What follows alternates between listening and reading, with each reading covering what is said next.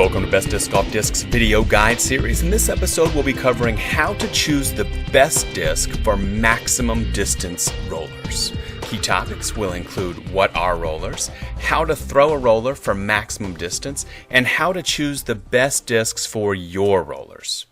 So let's get started. We define a roller as any shot where most of the distance traveled by the disc is while rolling across the ground. And while many players use rollers to get themselves out of trouble or when under a very low tree canopy, what many players don't realize is that a maximum distance roller can actually go 10 to 15% further than their maximum distance aerial drive. A roller thrown for maximum distance can be done with a forehand or backhand throwing motion. The keys are to use an understable disc with an anhyzer release.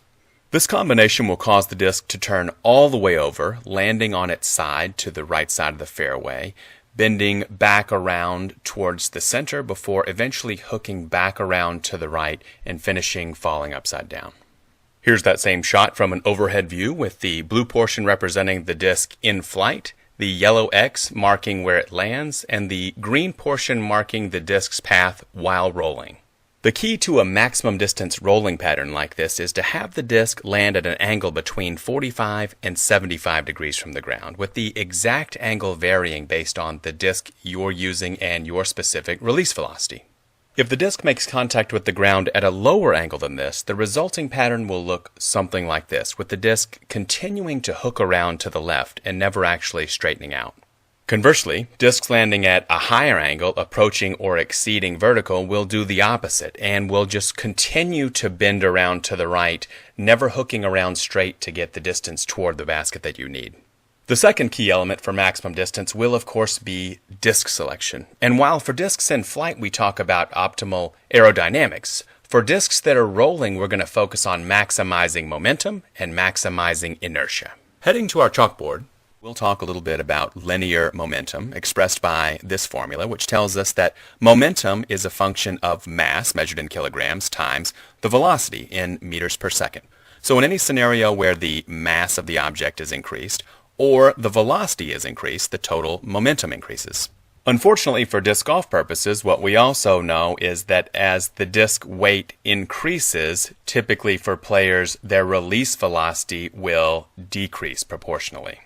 Looking at some specific examples of changing disc weights and the resulting expected changes in the release velocity of the discs, based on extensive data collected by Theo Pazzi using a radar gun, we see that the change in velocity resulting from the change in weight almost creates a perfect wash in terms of changes in momentum, with the difference between a 145 gram disc and a 165 gram disc only being a 1.5% increase in momentum.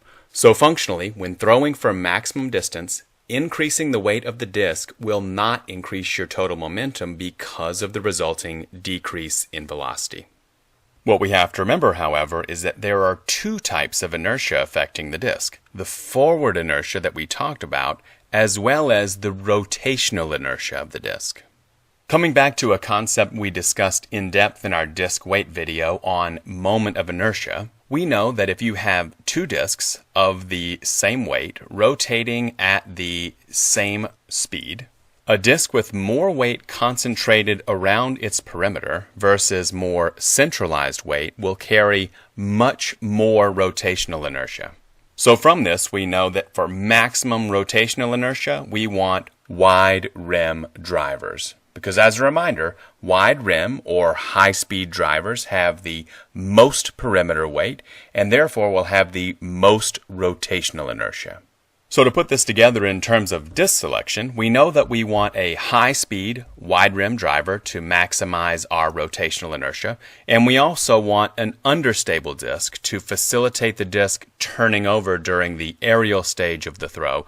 Because high speed and high understability don't typically go hand in hand, players will have to make a disc selection based on their specific release velocity. If you're a player that can throw at very high speeds, facilitating the turnover process, you can choose a disc like a Katana, a very high speed, wide rim disc that is moderately understable, but with the high release velocity, you'll get enough turnover to get a proper landing of the disc. Conversely, if you throw with moderate or low velocity, a disc more like a Mamba might be right for you.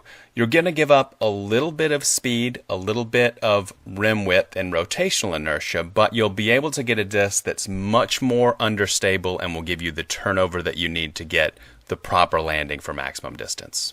So in summary, you'll want an understable disc with an anhyzer release. Wide rim drivers should be used for maximum rotational inertia, and any gram weight will be acceptable because of the known trade-off between weight and velocity. Reading the terrain will also be important in this process, but that's another video.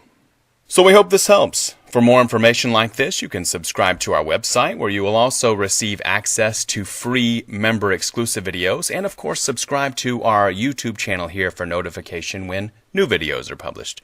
Until then, thanks for watching and have a great round.